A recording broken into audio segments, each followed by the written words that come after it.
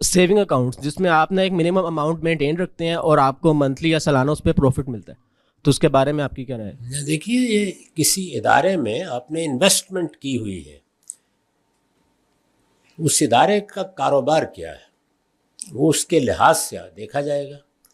इस वक्त जो बैंक हैं वो कदीम वही साहूकारों के इदारे थे जिन्होंने कर्ज को कारोबार बनाने की इब्तदा की।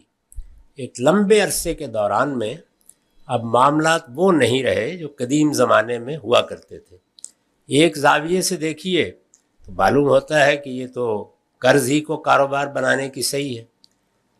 वो कारोबार क्या कर रहे हैं, क्योंकि आपने तो उस कारोबार में रुपया लगा दिया है, आप खुद कोई काम नहीं कर रहे।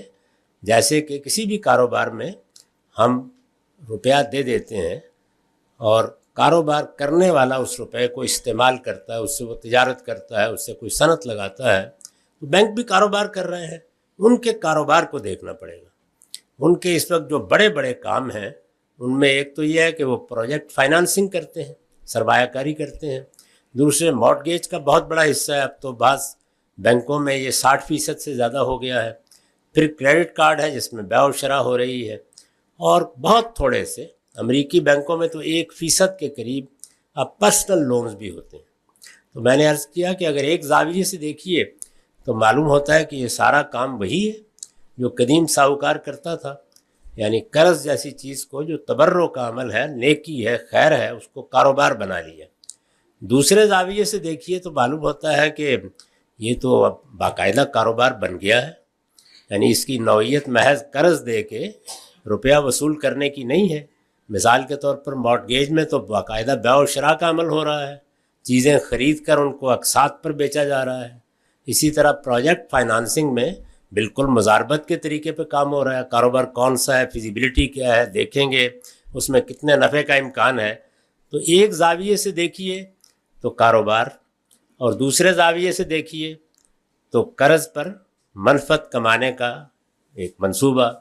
तो दोनों जावियों से जब कोई चीज़ देखी जाए और वो दो मुख्तलिफ तासुर पैदा करे तो जू जहतैन हो जाती है। इस तरह के मामलात मेरे नज़दीक बैनहुमा मुश्तबिहात के दायरे में है। इसमें मोहतात लोगों को बचना चाहिए, आम लोग फ़ायदा उठा सकते हैं। रसूलुल्लाह सल्लल्लाहु अलैहि वसल्लम ने बड़ी उम्दा तालीम दी है कि अल हलाल बैयन वल हराम बैयन।